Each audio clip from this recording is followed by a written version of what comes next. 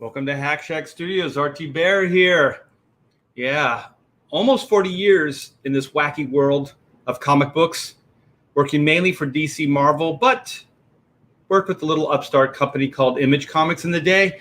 And I haven't turned back. I haven't looked the other way. I keep moving forward. Comics is my life. It has been actually my whole adult life.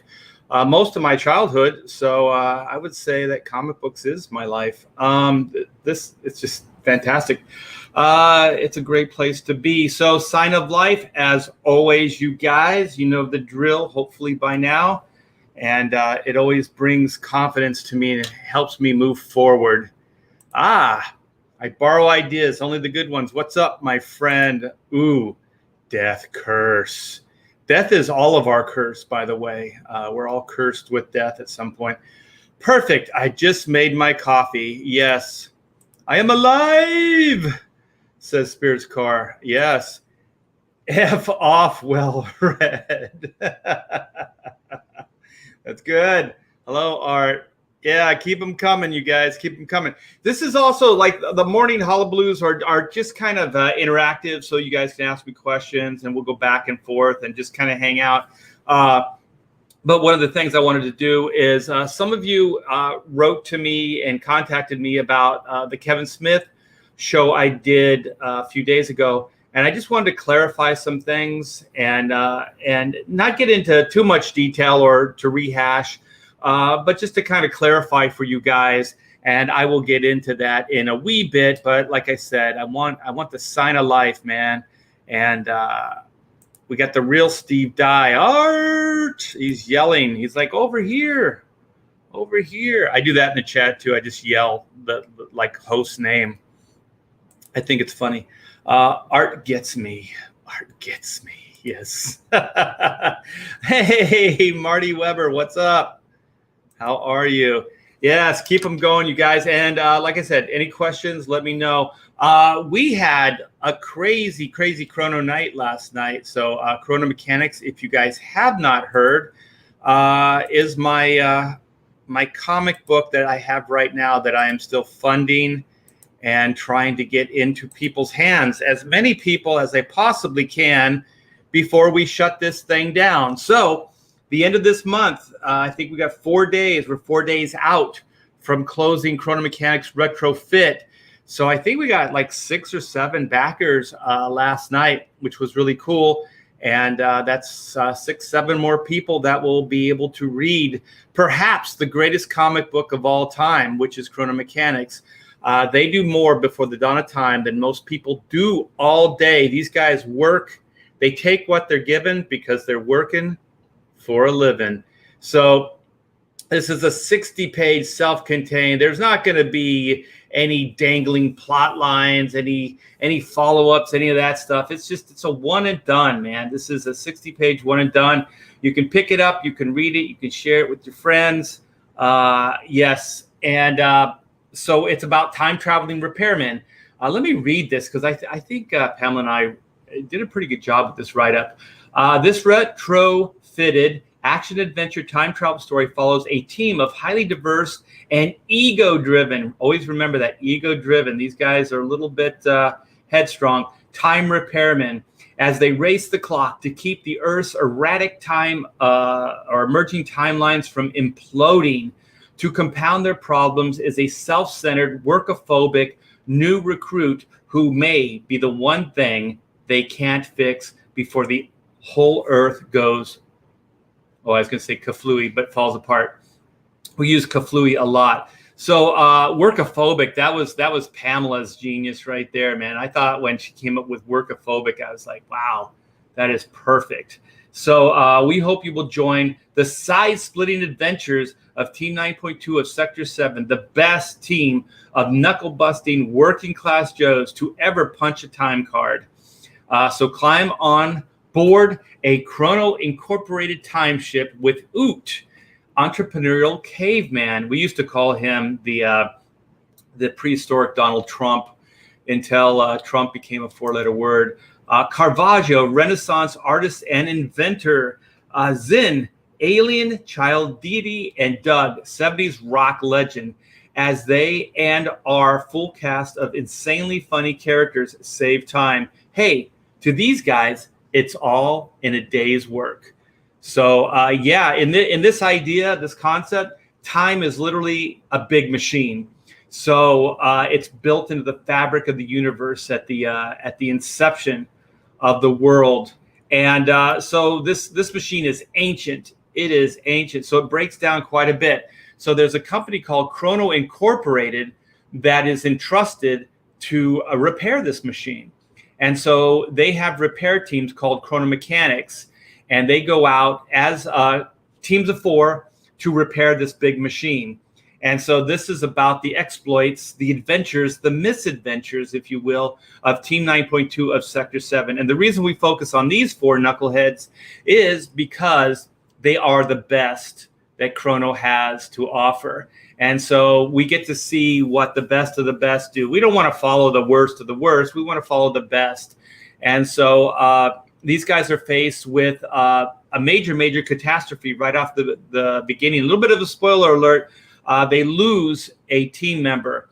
So this is about trying to replace a beloved team member with a pretty much a 70s slacker. No discipline, no work ethic, thinks that work is a 4-letter word. All he wants to do is rock, hang out with his groupies, and drink and party. And so that's kind of this guy with the guitar right here. He's adored in the 70s. So he's used to just being worshipped. And in this reality, he has to work. So I thought that would be funny to get a guy like there to contrast these really by the book working class heroes kind of thing. So here's some interior pages here, so you can get an idea of what the book will look like. No dialogue. We've got some sound effects, but no dialogue. And so the link is in the description. There's little Zen, Child Deity. And so, yeah, there's quite a bit of pages, actually.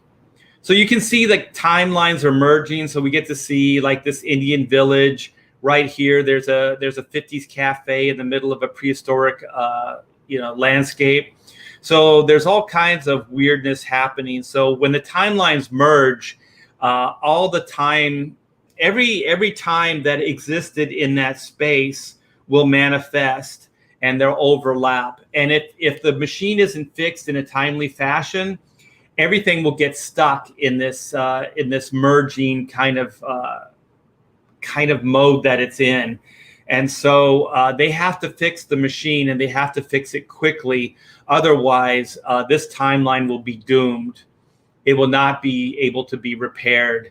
And so they have something that's called the Go Primal Protocol. And so if timelines become too intertwined, they just have to nuke it basically with the Go Primal Protocol, which pretty much brings that timeline back to the primordial ooze. So it basically has to evolve all over again, that timeline. So they don't want that to happen.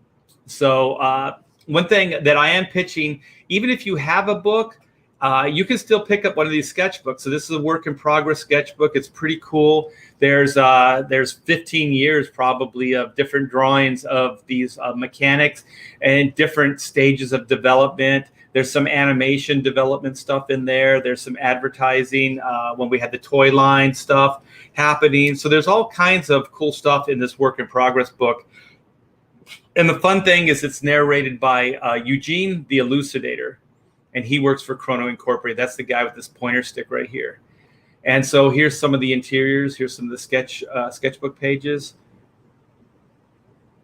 So there's Oot, Zen. And then also one thing, if you guys have already picked up a book, which thank you for doing that, we have variant covers. So this is Oot, done by Sean Cheeks Galloway. Looks amazing. We have Doug the D by Tom Bancroft. And then we have Zen, done by Aaron Lepresti. And then we have Carlo Barberi's Caravaggio. This is one of my favorites right here. So you guys come by, check it out. There's a lot of great stuff here. We are We are so close. We are so close to 54K. It would be awesome if we could kind of end this at 54K. That would be a nice round number. We have 782 backers, and we have 4 days to get to 74K. So if you guys are on the fence about picking up a book, please do so. This is going to go away very, very soon. And who knows if it'll ever be offered again. So please come by, check it out. If you like what you see, pick up a book. Thank you so much. All right.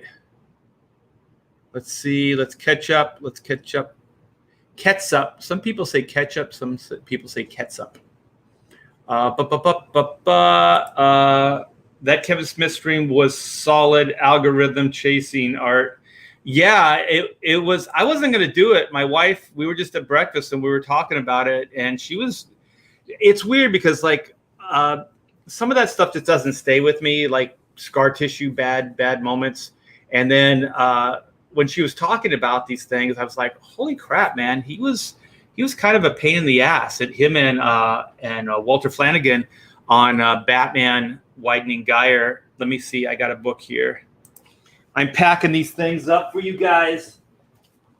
So this is the book that we were working on together. So yeah, during that ordeal, it was a little strenuous.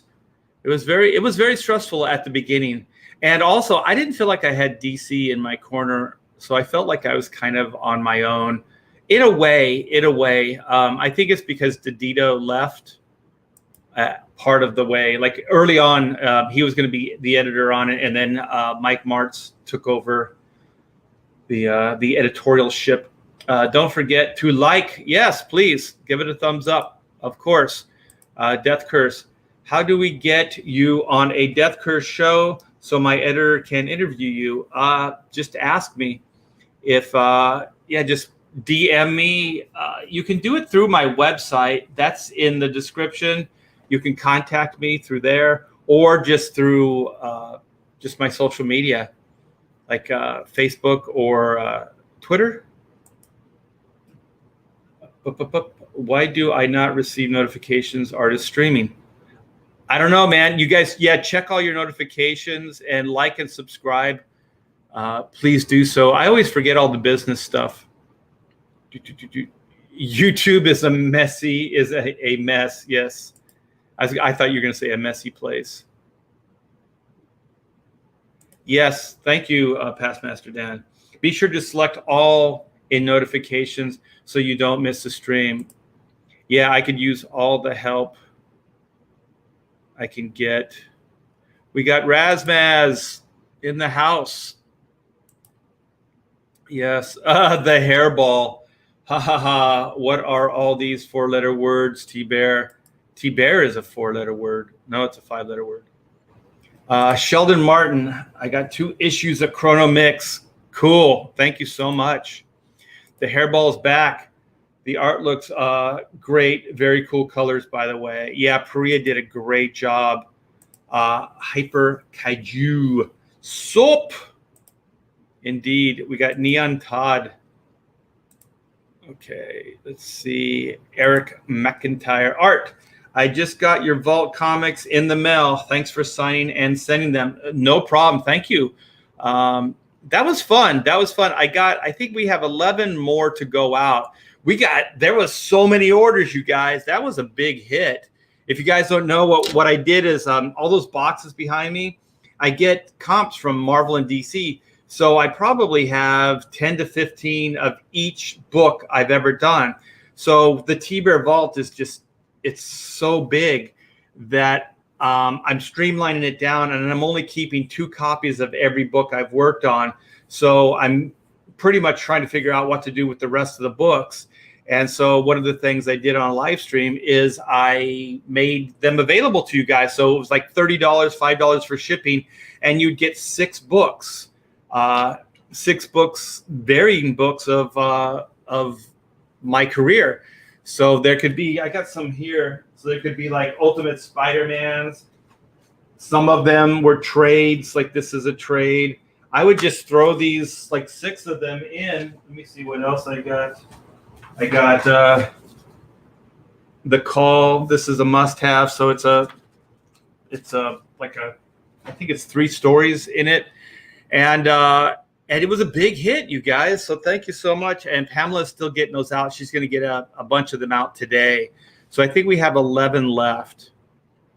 So they've been going out daily. So if you guys ordered 6 of those books, just be patient. They're on their way. We just had so many of them. I can hear the tape downstairs. She's taping up boxes. It's pretty cool. Death Curse. I've never been able to get a response from you on Twitter. I'll try you through the site. Sorry about that. Yeah, I'll check it out. Hex Allen Comics. Hey, yo. Got Lord Crackhead. You know it's a party when you get the crack. Ordered mine. Can't wait for mine to arrive. Yeah, they might go out today. When is the RT Bear eBay store? Oh my gosh, there's only one RT Bear. I wish I could just multitask way better, but I kind of stink at it. 6 TV guides that Art hoarded during his life. I don't think I even have 6 TV guides. I think I only have like 2 of them. That's the TV guide down there with Spider-Man on it. Let's see, Jay Lee. Yeah, got mine. Thank you so very much for the books. Hire your kids. I wish I had more kids, and I wish they were here. If I had a bunch of kids, I'd put them to work. Indeedy do. Okay, so there's one other little bit I want to share with you guys, and then I'm going to get on with my little Kevin Smith clarification. Yeah. Okay. So this is the future. This is what's going to be my next big time consuming. This will be like a year of my life right here. So yeah, we are going to crowdfund Black and White Volume 2, Man versus Machine. So this is going to be a blast, man. I am so looking forward to this. The 60 pages, it was started off as 48 pages, became 60 pages, and now I think it's going to be more like 64 pages. I still have to work the end out with Joe Thunderbuns Fulton. So if you guys haven't heard, I'm working with Joe Fulton on the writing. And so we got to get together and hash out that ending. So yeah, so it's probably going to be 64 pages story proper. And then one of the things I'm going to do as a stretch goal is I am going to do an epilogue, a 4-page epilogue, which is going to be a lot of fun as well. So it's going to be like a 68-page book. So this is going to be a big book. This is a major undertaking. I did not want to compromise this last story at all. So so that's why I added some pages to it. But yeah, so this is the pre-launch page. So come by, sign up for the pre-launch, and you will get this this trading card. This artwork right here is going to be made into a trading card, and you'll get that with a backing. So every backer will get a trading card. So all you have to do is give me your email, and that will go into, I'll have a mailing list, and then you guys will be notified first when this thing goes live. And there's going to be early bird specials. There's going to be exclusive, and all those things are going to sell out really, really quickly. So this will actually benefit you if you want to get some cool stuff before they sell out. So let's watch the video here.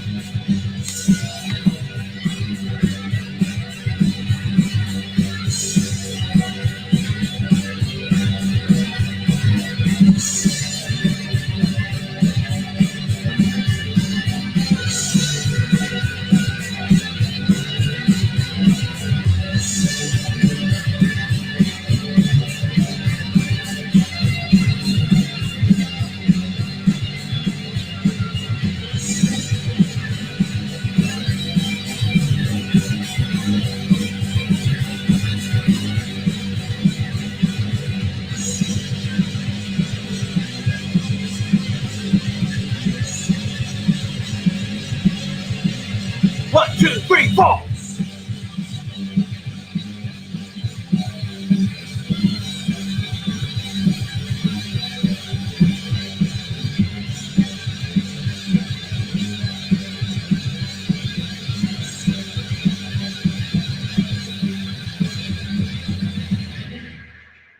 God, I love that video.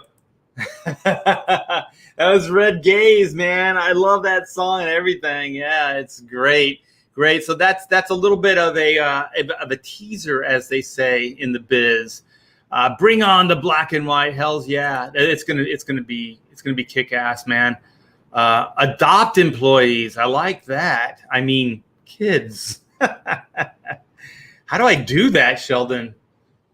Who do I call? Actually, the book you sent me was the Kevin Smith Batman you worked on, and it actually is really good. Oh, that's good. I'm glad. I am glad. That's one of the things I did want to cover with this as the clarification. That's cool. Thunder Buns is making comics. Indeed. Yeah, his passion is comics. Do you know when you're launching Black and White? Yeah, it's going to be next month. I'm gonna see how John Malin's goes first, and then kind of come out maybe a week or so after John's. And also, I think we're 60 backer or 60 signups away from the goal I set for myself for Black and White. So if you guys know anybody who likes this stuff, share it with them.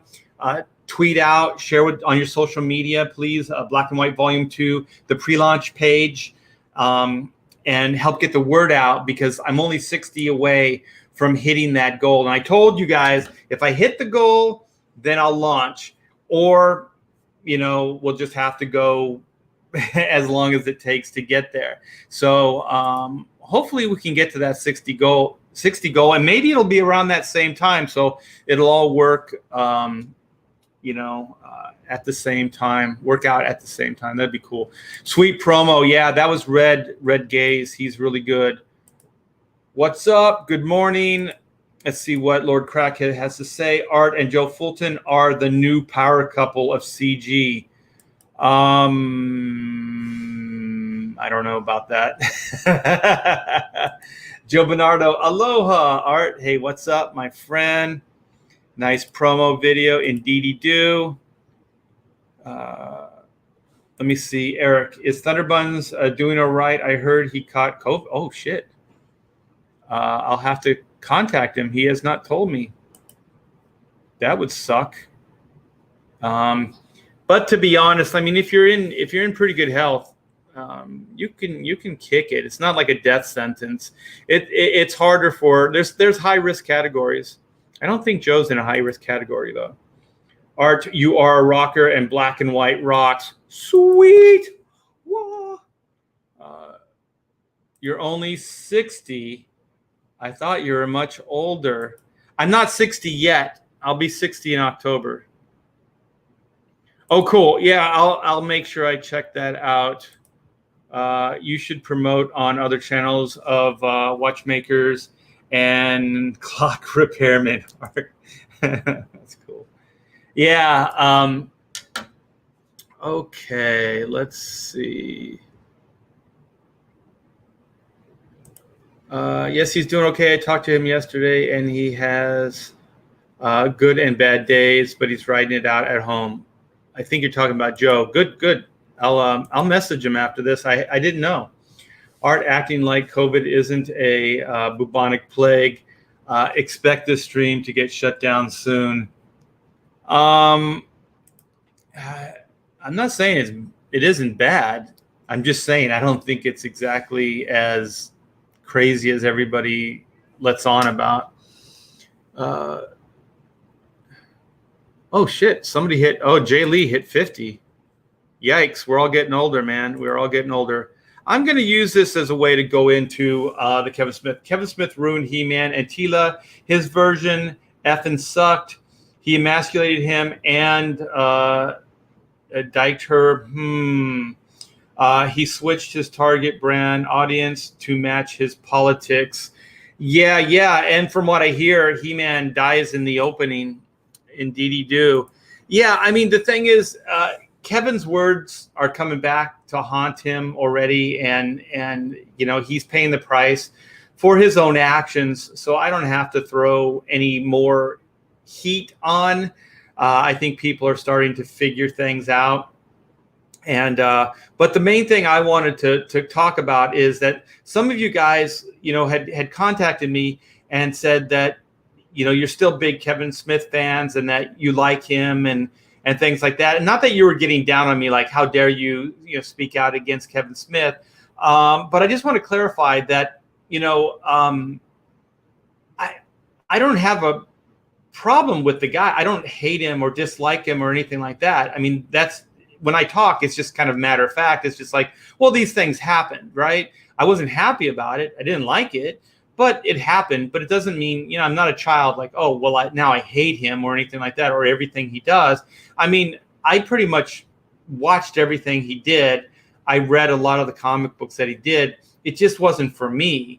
That's just a personal taste thing. It was nothing against him. If you guys like it, or there are people that like that stuff, that's fine, man. I mean, that's why there's so many different voices that create, and there's so many different titles, and there's all different things for different people. So, what might work for somebody won't work for the others, and so on and so forth. So I just wanted to say that, like, I never had a problem with, like, disliking him, and I hope it didn't come across that way. It's not like I hate him. The one thing that, when these things happen, it's kind of like, for me, they're like early warning signs, like just things that I'll go into a business dealings with my eyes open. So now, like, I used to say to my daughter, like, when bad things or things like this happen, they're gifts. So look at them as gifts instead of like really bad things. So when somebody like you think is your friend screws you over, or when something like I don't know, like the thing with Kevin Smith happens, it's a gift. It's just look at it this way. Like, he did you a favor. So now I know how Kevin Smith can be working with him. So I'll never work with him again. You know what I mean? And also, just having said I'll never work with him again, I also reserve the right to say I'll never say never. It really depends on what the project is. But as it stands right now, I would definitely go in very cautiously. And if I really wanted to do the project and the money was really great and the project was amazing, I might consider doing it. But I would go in with my eyes open, knowing full on what can happen and what possibly or most likely will happen. So I want to make sure that I'll get myself into a position that I can be as shielded from that stuff as possible. So just go in with caution. You know what I mean? So that's why I say gift. It's like they're doing you a favor. So now you know how they can be. So you don't have to hate that person. I mean, it depends on what they do to you, and it depends on how you feel about the situation. But you don't have to hate them. It's just like you're just cautious. You're just cautious around them. And there's certain parameters now that exist. So, go into those things with your eyes wide open. It's kind of like that saying, once bit, twice shy. So just kind of go in and just kind of expect the same thing to happen. Don't expect different things to happen. Expect pretty much the same thing to happen, because people are pretty much the same. They kind of follow the same type of patterns. So yeah, it's just one of those things. So I just wanted to say to you guys, like whatever you want. Don't let me discourage you from liking stuff, because that's why there are so many different creators. That's why there's so many different voices that exist out there. And that's it. I think that, like, for somebody like Kevin Smith, he'll pay the price. He'll just pay the price. And, his hypocrisy is becoming very, very clear. People are calling him on the BS. And so, it is what it is. So I don't need to jump on. I don't need to dogpile on the guy. I think it's self-evident at this point. So if you guys don't know what we're talking about, Kevin Smith is working on the new He-Man series, and he had done some major changes on He-Man. And one of the main things is that he kills off He-Man, and then he puts this character Teela in his place. And so it's not the Teela from the original cartoons. It's kind of like this kind of warrior version. And whenever comics say warrior version, they kind of make these women more kind of less feminine, I guess. Some people say dykey. So, they shaved her head. She has one side, I think, that's long hair, and the other side shaved, stuff like that. So they basically turned her into a man kind of thing, or masculine traits. And so I think that's, for me personally, I think that men and women are very strong, but their strengths are in different areas. And so the one thing about modern feminism and Hollywood, they think that the only way a woman can be strong is to be a man. And I just don't think that's the case. I think that that's a horrible disservice to women, because how do they do that? It's like in film they can do whatever they want, because in film they can say, like a script could say, this woman with no superpowers kicks this guy's ass. Most likely it wouldn't happen that way, because men are stronger than women. And that's not me being sexist. That's just fact. But women are clever. Women are very intelligent. Women are sharp. Women are cunning. There's all kinds of things that they have, like traits that we do not. They can also use their feminine wilds against men, because men are programmed a certain way that we're a slave to, and they know it. And if they're smart and they're good looking, they can use that against you.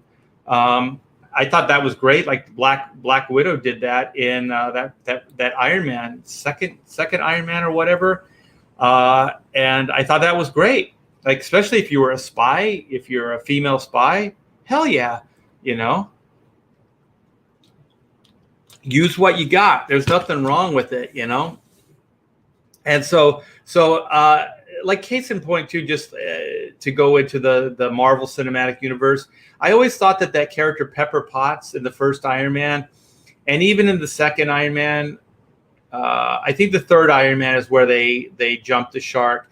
But in the first two Iron Man movies, she was very, very strong. She was strong. She understood Tony, and so she was one character at the beginning, but even she changed around. And, like she's saying, like, well, Tony got a heart. She kind of got a heart too. Like, she started like realizing what he was doing. He was trying to do better, be a better person than he was, trying to, instead of just making bombs to hurt people, he wanted to do other things. He wanted to protect people in a true fashion, true way. And so she came along for the journey. And so she had his back, and she ran Stark Enterprises. She ran the company for him after Obadiah left and all that other stuff. So she was a very strong character. She supported him, and she was strong in her own way. She ran that company. I thought the way they wrote that character in the first one was perfect. I thought it was great. I never had a problem with her. I thought that she was a very strong female character. But then somehow, like, people just sign off and just go, well, she doesn't have any superpowers. She doesn't have a Iron Man suit. She doesn't have whatever. And so I always think that's a really cheap way of looking at it. It's a cheap resolve. It's not truthful. It's like, so the only way Pepper Potts could contribute to the Marvel Universe is to be Iron Man, which is what she ended up doing. She ended up getting an Iron Man suit and fighting alongside them. It's like, no, I don't think it had to go to that point. I think that she was a strong character. She was a great character. She had her own voice. She had her own unique take and part of the universe. And then when you just put a suit on her, she's just like Rhodey. You know, she's Ironmonger. She's just another Iron Man character. She's not specific or unique anymore. It's kind of like giving the shield to the Falcon. It's like those ideas to me don't work. You take away all the uniqueness of the character that you created, and it's just bad. And I think it's a trend, and people just sign off on this, that like the only way a woman can be strong is to be like a man. I just don't think it's true. My wife is very feminine. She's very strong. We are strong in different ways, and so she can do one thing and then I can't do the other. And so we actually balance each other out. It's kind of like the idea of black and white, you know, the yin, the yang, the male, the female. But you don't turn a woman into a man. Let's see. Wait. Go watch Dragon Slayer movie, then watch He-Man, and you will understand. Oh, you guys have a conversation going on. Dragon Slayer. I saw Dragon Slayer. I don't know. Oh, is that like the plot for the new He-Man? Kevin Smith should stay silent, Bob. I think that's funny. What am I saying is one. What I am saying is one. I am not a big fan of. Is that Kickstarter? But what I'm saying is the story is complete copy of KS. What is KS? I don't know. Dragon Slayer. Jeff Potts says, what artist saying beware of Smiths bearing gifts? Indeedy do. Yeah, I think it's just a case of one bit, twice shy. You know, like once you see somebody's true colors, you don't have to hate them. You don't have to not be their friend, but you just know the parameters of the relationship, right? You know where you can go, where you shouldn't go, things like that. So Art, you and Kevin Smith collaborating on an Adam West themed Batman book when? I don't think so. I was actually thinking like, well, what if that was real? Would I do it? I don't think I would. Kevin Smith is Hollywood and Hollywood is dead. Long live indie projects. Oh my gosh, I like that. The bean pad. Yes. I like that. Yeah, I think more interesting stuff is being done independently right now. I don't think Hollywood has any leadership. I think all they do is just kind of rehash and recycle stuff, and they've convinced themselves that this woke and virtue signaling, all that stuff is noble and that it's creative. It's not noble and it's not creative. You're rehashing things and you're turning these IPs into things they were never intended to be. Like just create your own thing. But I think it was Ethan or one of these live streams mentioned that it's called He-Man, the Master of the Universe. So if you think about the woke crowd and these types, why would they not want to tear that down? Like the title is very masculine just in the title. I never really thought that deep about it. I was never too into the show. Well, I wasn't into the show at all. Actually, I was just too old for it. But there you have it, He-Man and the Masters of the Universe. So what's more, what is a better way to take a shot at a man as to take his identity away, kill him?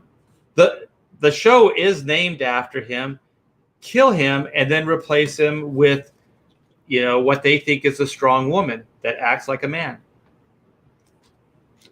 It's just ridiculous. And I was talking to my wife about this last night, and the thing is, it's not even creative at this point. It's a trope. At this point, it's a cliche. Like what Hollywood's going to do at this point. You know what I mean? It's not even like it's outside the box. It's not even like, oh my gosh, they turned this male character into a female character. At this point, you expect it. Like they're not even being creative anymore. It's like it's the cliche. They've turned this idea into a cliche. So when it happens, nobody's like, oh, well, that's interesting. When it happens now, you just go, well, yeah, saw that coming. Why not? You did it with everything else. So it's just bullshit. It's not even a sound business idea. It's not even a sound story idea. It's very limited in its scope, and it's very cliche. Well, let's turn the male character into a female. Okay, now what? You've done that with everything. So then you're going to go on to your next trope and then just play that to death. Like, I'm already sick to death of it. It's like, who cares? The thing is, it would have been more interesting is if they just did a Tila show. Just do a show that was based on that character. And maybe have He-Man do a cameo or whatever. But but don't kill the character.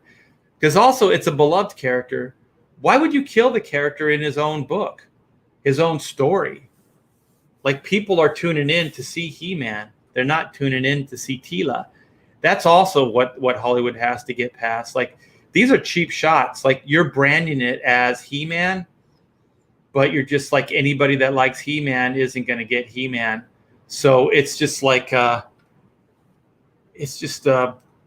pull the carpet out from under you. It's like when they did that. Remember, DC did Batman and Catwoman were going to get married, right?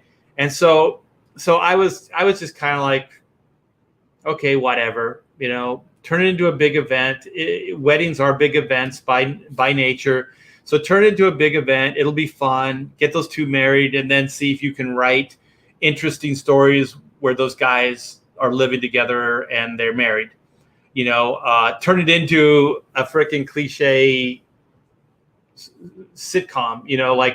Like couples sitcom. Like, oh, now they have couple problems. How do you domesticate Catwoman and Batman? Let's see how this unfolds. Like, I don't know. It's not that interesting of a story. It may be a one and done, like an Elseworld story, but for a serialized story, a monthly book, it's not that interesting. Like, who cares? Domesticate Batman and Catwoman. Well, by doing that, then you take away all the interesting aspects of the character, as far as I'm concerned. And then what they did is they set this up like it was going to be an event, all these multiple covers, all this stuff. And then they had Catwoman leave Batman at the altar. So you made a promise. You made a promise to everybody that got sucked into your idea, right?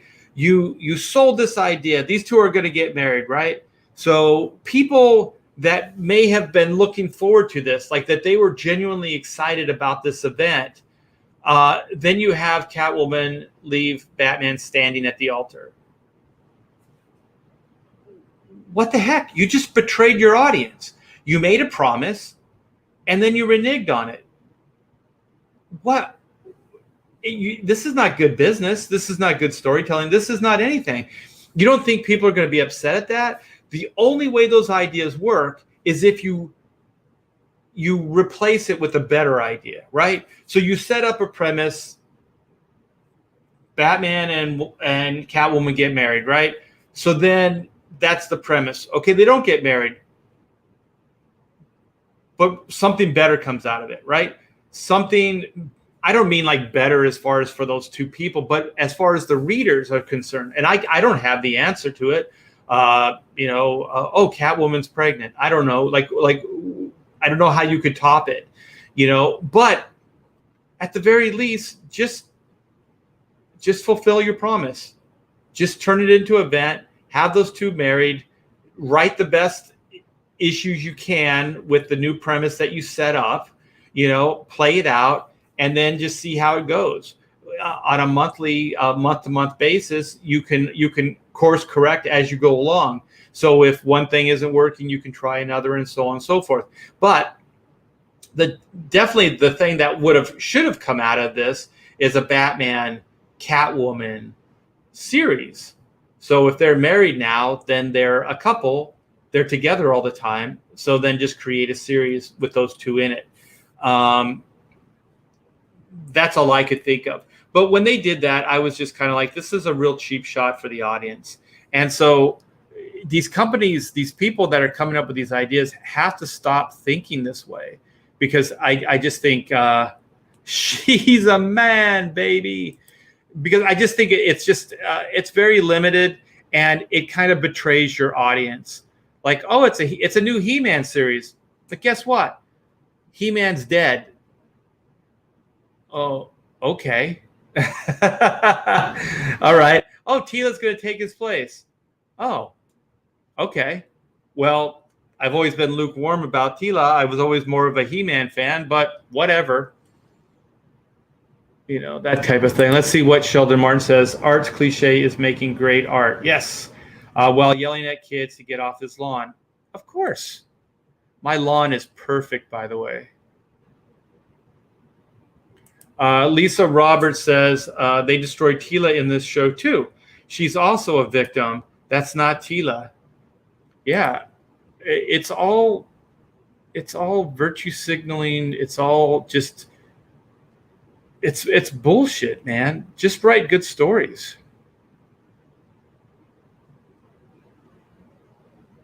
Yes, just turn off the TV and read Sunsworn. Indeedy do.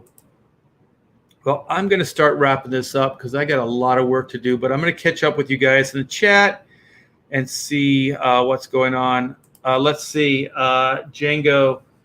Sadly, people are hate watching and supporting Netflix. Honestly, folks should cancel and ignore. Yes, like Ghostbuster 2016. Yeah, it's such a weird mindset. Like, I think about like the people that are pro, like these are the same people. I don't know if this is going to work, but like people that are pro socialism, like these ideas only work when there's still people that pay into the system. So like Netflix, one of the things I thought was kind of crass is when Kevin Smith said like Netflix doesn't care about the 10,000 people that aren't happy with the He-Man show. I thought that was really, one, he was speaking for Netflix, which he should never have done, because that's Netflix. If they want to talk like that, they can, but you shouldn't speak for them. So I thought he was overstepping his boundaries there. And then to say like that they just don't care about the 10,000 people. Well, how many fans does He-Man have? Like they say they have all these subscribers, so they don't care about the 10,000, but not all those subscribers are watching He-Man. So these are 10,000 true He-Man fans that if they didn't care about it, they wouldn't say anything, right? So these are the people that really do care about this franchise. And those are the people that you don't seem to care about. You have contempt for them. Why? It doesn't make any sense. Eventually, those people are just not going to pay into your bullshit. They're going to stop supporting you. And that's why I was saying like socialism. Because socialism, like people are yelling for socialism now. We want the government to pay for X, Y, Z, right? They're saying that because right now there's a lot of taxpayers paying into the system. But at some point, if everybody's living off of this system, there's going to be less tax money going into it. And the only way the government's going to be able to function is to take more from everybody that is paying taxes. So then you're going to have less and less money for paying into the system. And then at some point, it's not even going to be worth your while to even work to pay into the system, because the system might pay you more. I mean, we're seeing that now with all the government subsidized, after COVID, there's the work shortage right now because people are being paid the same amount of money to sit at home as they would to go to work. Well, this is crazy. This is crazy stuff. The government shouldn't have anything to do with any of these things. The private sector should work the problems out. But anyways, I see a correlation in the mindset. The mindset is like, oh, well, let's piss off some He-Man fans and let's see their strong emotions and they'll do advertising for us, right? It's like good press, bad press, who cares as long as there's press, right? But at some point, those people, if you burn them enough, they're not the thing that they love, they're not going to care about it anymore. And, once again, once bit, twice shy. You can only turn the cheek so many times. You can only get enthusiasm for this new cartoon show so many times before you just get beat down and don't care anymore. And that's what these people don't understand. You're beating people up. People that love this stuff, you're treating them like shit. I've never seen such insanity. I've never seen anything that's so counterproductive in my whole life. It's absolutely insane. Hey, Joe M. Suntag. Man, I had a ball on your show, dude. I had no idea that you and Sean were so much fun to hang out with. Well, we're going to do some more stuff together for sure. So, yeah, you guys, go check out Joe's YouTube channel. He's got 2 of them. And he's a fun guy. And also, he's a metalhead. And I can appreciate that. Let's see what Joe says. Everything Kevin Smith said said would not happen is exactly what happened. He's a liar. Yeah, like I said earlier, I don't really have to throw him under the bus. He's thrown himself under the bus. Like, people are seeing the true colors. So when I told my story the other day about Kevin Smith, it was just more of like, this was my experience. You know what I mean? It's not like I hate the guy or anything like that. It's just like, this is how he is, and like the way I look at it is he's a brand. So if you think about Kevin Smith protects the brand that is Kevin Smith, but that's about it. So the projects that he's working on, he doesn't really care that much about the projects. It's more of like how he can parlay that into the Kevin Smith brand. You know what I mean? Like this He-Man stuff. He knew it was going to be controversial. He knew all that stuff going into it, right? So then you kind of double down on it. You say some stuff, and then it comes out that it's not true. Well, now there's controversy, right? So it's good for the Kevin Smith brand. We'll see if it's long-term good for Kevin Smith's brand. But it has people talking about Kevin Smith. Good, bad, indifferent. They're talking about Kevin Smith. And so mission accomplished, right? It's all about the brand. It's not about the project. So anytime you see Kevin Smith attached to something, just know it's the Kevin Smith show. This was not about Batman. This was not about DC Comics. This was about Kevin Smith. It wasn't about Batman. It wasn't about the story. So just know that. So if you're still fans of Kevin Smith, enjoy it, man. Life is short. I don't care. Support whoever you want to support. It's all good. As long as at the end of the day, you're genuinely entertained and you're having a good time. Like I say this all the time around the house. It's like life is just too short, man. Like what you like. Don't be shamed. Don't feel guilty that you have to buy something or support somebody, but support them if you're genuinely into it. So if you like Kevin Smith, there's nothing wrong with that. It just was never my taste. And like I said on the show the other day when I was talking about Kevin Smith, is that it might have been an East Coast, West Coast thing, because there are different sensibilities there. When I was playing in bands, there was like East Coast bands and there were West Coast bands, and I could tell the difference. I could listen to them. I could see them on stage. I knew where they were from because there was a difference, and so maybe there's a difference in the humor as well. Garbage storytelling. Yeah. Well, in the case of He-Man, it's not even really storytelling. It's like an idea. It's a way to sell something on controversy, but not really executing an idea. It wasn't a series that was based on like a good story. It was a series that was based on like a woke agenda. Like, He-Man is too masculine. He's the master of the universe. We need to tear him down. Let's replace him with a strong female. And so that's the pitch. You know what I mean? Like, I know exactly how it went down. And then they were like, they had to reverse engineer and try to create a story. But the story is the same as all the other stories. Get rid of the strong male, most likely in the most humiliating way possible, and then use that void, then place strong female character into that area.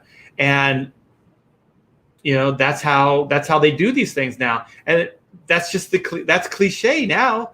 You expect it. So it's not good storytelling. I do agree, Joe. It's not storytelling at all. It's just an idea. It's just one idea that they turn a story into. Let's see. They don't care about the audience anymore. Yeah, and that's the great thing about CG right now is, like, I get to hang out with you guys. You guys, I get feedback from you. I get to see the parameters. What you want. You definitely don't want agenda. You don't want wokeness. You don't want any of those things. So I was never about those things anyway. So I seriously doubt if those would enter into my stories to begin with. But I do know that there's an audience out there that wants these other things, and these other things, are just good G versus E storytelling. And that's what I'm all about. I've always been about that. Like, ever since I was a kid, reading comic books. It's never gone away.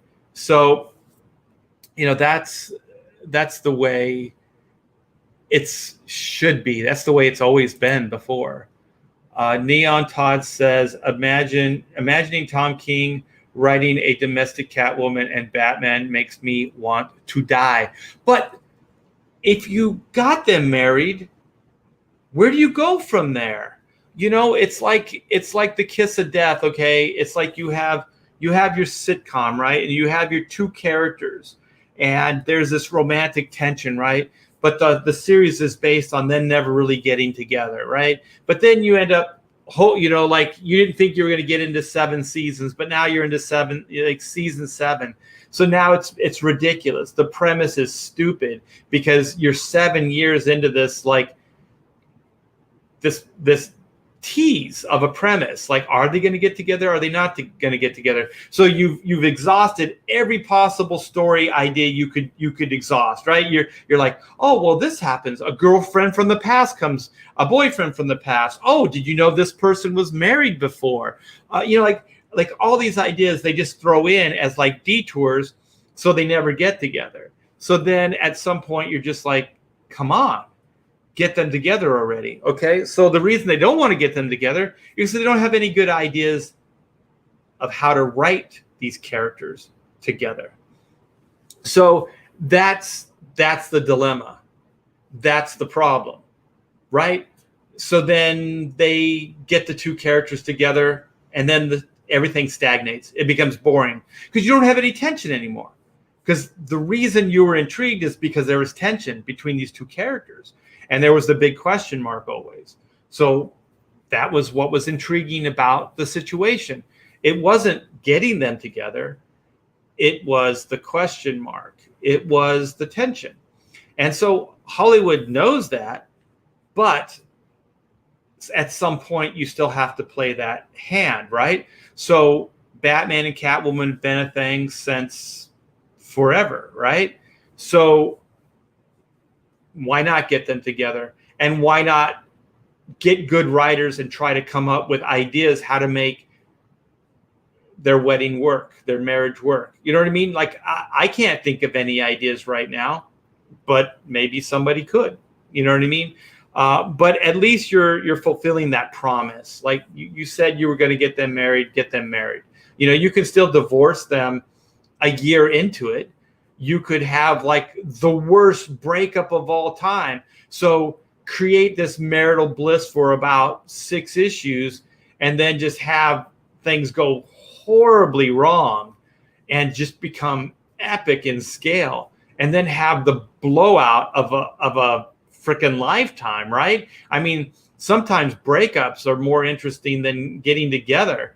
So you have the epic breakup, you know? And then what does Catwoman do? She's, you know, Selena Kyle is now Selena Wayne. She can sue him for half of everything he owns. Oh my gosh, I'm just writing this story right now. Like, you know, there's tension, right? So you have her and you have Batman, Catwoman just go at it. You just have like the epic breakup of the DC universe, man.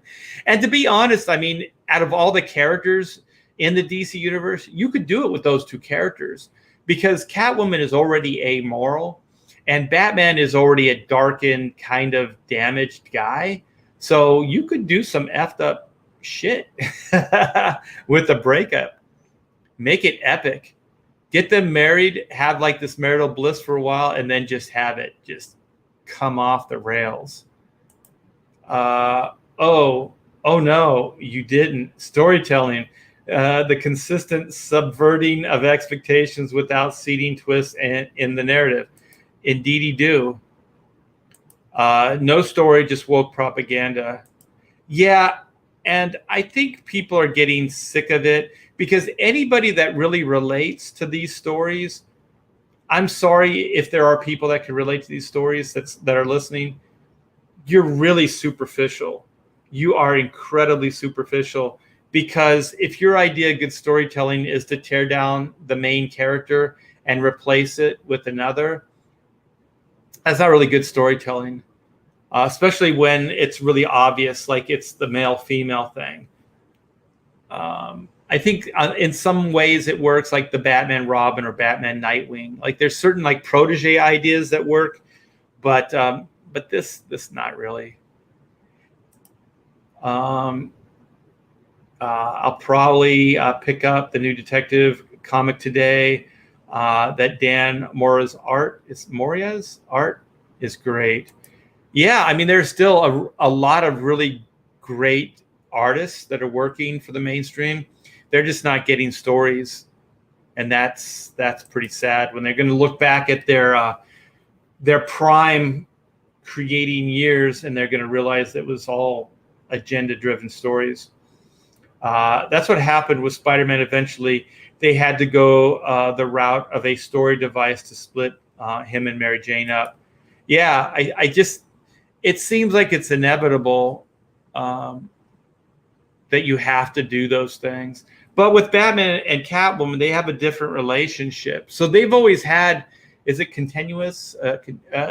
Contentious. They've always had like a hot-cold relationship, love-hate.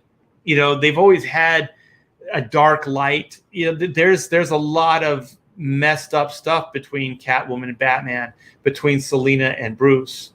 So I think there's some interesting stuff to work with versus Mary Jane and Peter Parker. Because Mary Jane and Peter Parker, they're kind of good people. I always think Bruce Wayne is not necessarily a bad person, but he's a damaged person. And Catwoman always seemed like she was very morally flexible. Like she could betray you based on just that's what she wanted to do at that moment in time.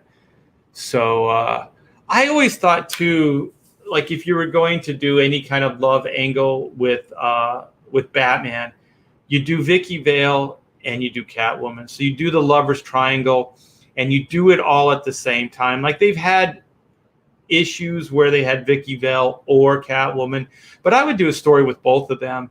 And I would do it this way. because I think Batman is a dual. Well, he's a dual personality, and some people say he's always Bruce. Well, he's always Batman. Bruce Wayne is his disguise.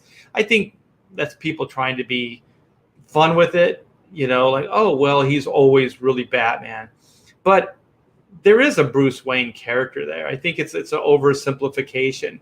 So that Bruce Wayne character probably has expectations. He has things that he wants to do as Bruce Wayne. Why wouldn't you? You wouldn't always just be thinking, oh, Batman. I know he's obsessed and all that other stuff, but I don't know.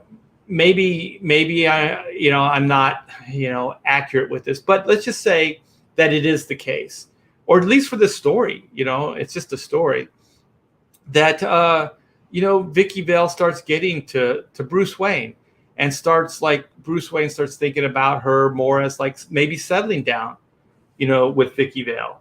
And so then that becomes the wedding. Oh my God. Oh, here you go. Here's the story. Okay, that becomes the wedding, right? That's the wedding of the century. That's what you tease.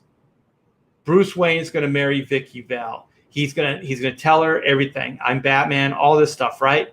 That's how you sell it, right? And then the twist is he doesn't marry Vicky Vale. He marries Catwoman. You're welcome. Tom King, I just wrote your fucking story for you. That's the twist, right? So you have the setup, the wedding of the century, Vicky Vale, Bruce Wayne, all this domestic bliss kind of stuff. And then Vicky Vale finds out that Batman did something, or there's something horrible that Batman did, or she's not comfortable. I don't know if Vicky Vale knows that Bruce Wayne is Batman in the comic books, but let's just say that she finds out that he is, or that he did something horrible or to a family member or something like that. But there's something that he did and that she can't abide by. And so then she's just like, screw you. She leaves him at the altar. And then you've already set up that Catwoman is almost more the perfect fit for him than the other. So then you could tie into like that Bruce Wayne isn't really Bruce Wayne. It's really Batman. So Bruce Wayne, this is like his last ditch effort to actually be Bruce Wayne, right?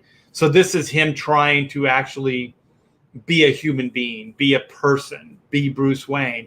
And then you realize at the end of the series, he's too damaged. He is always Batman. Bruce Wayne is always Batman, and the girl for him is Selena Kyle. Boom. There's your story. All right. You guys can tell me how great I am now. You guys can pat me on the back. If you're going to tell that kind of story, I don't know. I don't, that's just how I would break it down, because I just think the way they ended up doing it was pretty cheap. It was a cheap shot.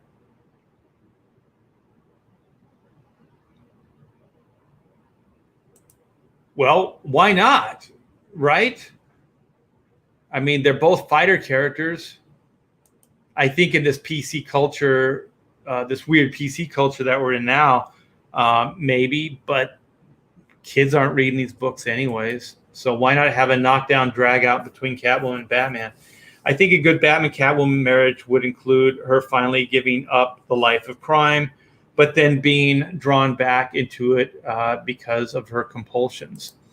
Yeah, it could be that she doesn't make the decision, that Bruce Wayne makes the decision to divorce her, but they're all more interesting ideas than they ended up doing. Marry Batman, divorce him, and then take half his fortune. That would be Catwoman's greatest heist. There you go. Once again, you guys and myself write better stories than DC Comics does.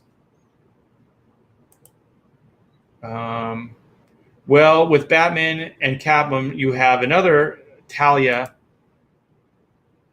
Yeah, the Talia thing, to be honest, it never really worked for me.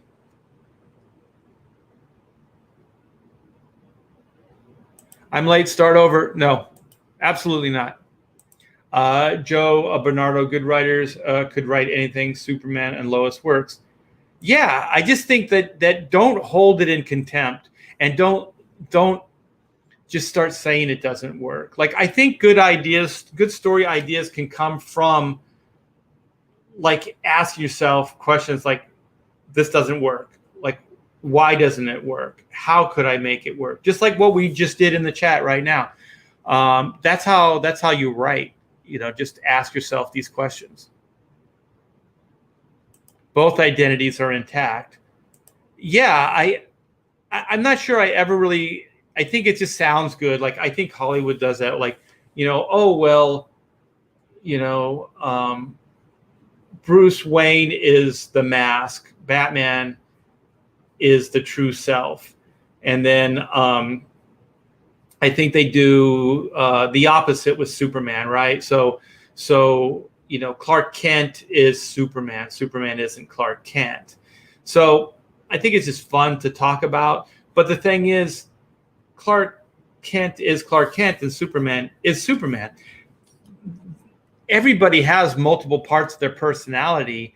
I think that both can be true. I think you could be Batman and you can be Bruce Wayne.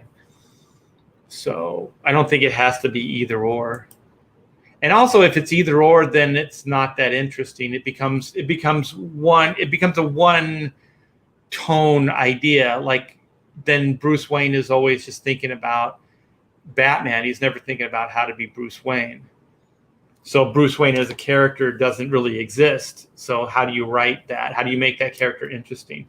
Hey, Comic Book Bob, Batman and Catwoman just won't work because they're too different. Them being together breaks them as characters. Well, the reason I say like Vicky Vale and Catwoman, because Catwoman appeals to Batman, because they are like two different people. So it's like this, like police officers sometimes cheat on their wives. They have this domestic bliss, right? But the reason that relationship becomes limiting is because that police officer sees really bad stuff every day, and he can't bring that home to his wife and kids, right? So then sometimes they turn to women that understand that dark side a little bit more. So maybe, a lady of the night, or maybe, a woman that works those type of jobs, that sees a lot of shit, that understands the seedier side of life. And so then he can be with that person and she'll understand him. And so then they can actually relate. But then there's this other side of the police officer that's the domestic, that he's got the wife, he's got the kids and all those other things. So it's kind of like, it's the same person, but there's these two sides. There's this dichotomy between these two sides of them. So I think the Batman's kind of like that. So, Catwoman could understand the one part, the Batman side, and then Vicky Vale could understand the Bruce Wayne side. That's just kind of how I always thought about it, Let's see what Sheldon has to say. I saw Chrono Mechanics and had to click on it. Tara Wombat, in a nutshell, it's he doesn't vibe with K. Smith, but it's cool if you like him. That and back Black or Chrono Mechanics and sign up for Black and White Volume 2. Yeah, that's pretty much a catch up. Yeah, that's pretty much what this stream is all about. Well said. Hey, we have Philip Diaz in the house. Go back, Magic Cop. Do it. But, and while you're out there, back Chrono as well. Lady of the Night, LOL. Yeah, I'm trying to use nicer terms. The love life of Bruce was what made all those movies cringe when it's applied. Yeah, but I understand it's how you get women into the seats. You have like this romance. And I do think like the difference between like a lot of the action adventure stuff that I grew up on, like Die Hard and Lethal Weapon and stuff, there was always some kind of like romance, or there was always some kind of like marriage or family or these type of things involved. And I think that they give these things a little bit more substance. They become less superficial, in the take. So like, Die Hard, he's separated from his wife. She moved to California for this new job and things, and he's trying to come to terms with it. She seems to be a little bit, figured things out a little bit more. She's a little bit more comfortable with it, but she still misses him. So that is like that becomes like a relatability aspect. That becomes like a male-female kind of like a date night thing. You can go there and there's some kind of relatability there. And then it makes it seem like there's a little bit more depth there than just this guy that gets caught into this situation where this building, has been taken over and that he's the only one that can save them. That's part of it. But then there's this other side that gives it some substance and depth. And I think that's why they do it, because like even Lethal Weapon, the Riggs character, I think, was the Mel Gibson character. He was distraught for the loss of his wife, so he couldn't deal with it. So that's love, so people can relate to loving somebody to that extent that they just don't want to live anymore without that person. So then that becomes like a relatable human type of thing. And then, he sees this other guy that has a loving wife and family and all these other things. And so then he starts kind of realizing that maybe he could have that in the future, or at the very least, he gets to enjoy this guy's family. He gets to hang out with this family. So he's kind of like the uncle. So he's connected again to humanity where he was disconnected before. He has a connection now. And these things are like, they're really understated. Like most people are like, yeah, the kick-ass action, but they don't realize that what makes these less superficial are these elements to the story. And it's not like you have to overly play them up, which most of the time they don't. It's still mostly focused on the action and the adventure, but those things make it a little bit more relatable, because those are emotional things that most people can relate to. And that's why they do it, especially in film, because film, they want to fill seats, or at least they used to. So they try to give, a little bit of everything to people. So if you went in there with your girlfriend that didn't want to watch, Batman, there may be this angle that, that she might find interesting. Women understand archetypes. I think most people do.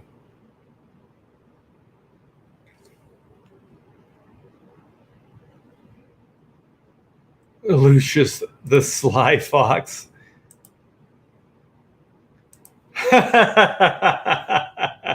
Yeah, I think Die Hard and Lethal Weapon were always like I hung out with film guys in the early days, so we would break these films down. So they're always my go-to, kind of, because they're easy to break down.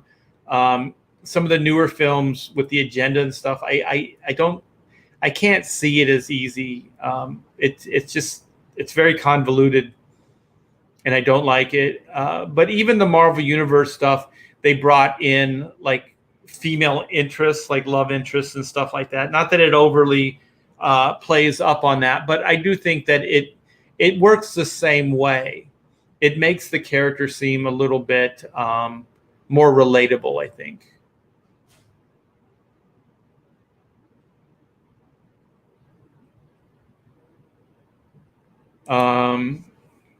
Kim Basinger and Michelle Pfeiffer are only cringe if you're a fancy lad, my friend.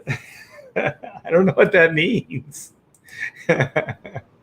I didn't mind it. I mean, to be honest, I thought Kim Basinger was a compelling character. I thought she was interesting. Okay, well, I'm gonna wrap this up, you guys. It's been fun hanging out with you. I got some black and white work to do, and I'm going to kick some ass for you guys. And now we're getting off. oh, now I'm on dog duty now. I get him up here, and now you decide to go off. Well, I can show off Arrow Inco. Arrow Inco Tiber. He's grown since we got him a week ago. So this is Arrow Inco. Say hi. Hey, how are you? How you doing? How are you? Look at that mug. They should make a movie about this guy. Look at that. Look how photogenic he is. Yeah. So like Bolt. They did do a movie. They did do a movie. So you're gonna mail out some stuff? Yes. All right, you guys. So this is proof in the pudding. So Pamela is going to the post office now to mail off some of your comic books and probably some of the Chrono stuff too. Yes, some Chrono, some original artwork pages, and comics. A little bit of everything. Yes, I got quite a stack. Yes. Yeah, there's Arrow. Oh, look at that cute puppy, Arrow Inco. There's Arrow Inco. This guy is not allowing us to sleep through the night. Oh my golly, no. Every frickin' 2 hours. Last night it was like every hour for a while. Yes. But But it's a good thing he's a cutie. I'm gonna bite him. My arms are all scarred up already. How are your arms? Bloody. They got little teeth marks in them. We got one of these. Here, eat this instead of my hand.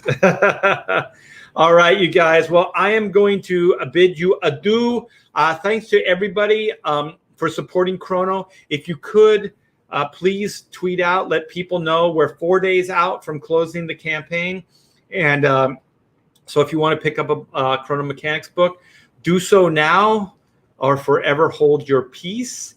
And the link is in the description. And and black and white, what do you say? We're like 60 away from our goal? 60 signups? Something like that. Yeah, 60 signups. So 60 signups, we're go live with the campaign, you guys. So that's black and white, the pre-launch page. That's also the link is in the description, and we will be going live with black and white before you know it. Before you know it. All right, guys. Well, have a wonderful day, and I will talk to you soon. Take care.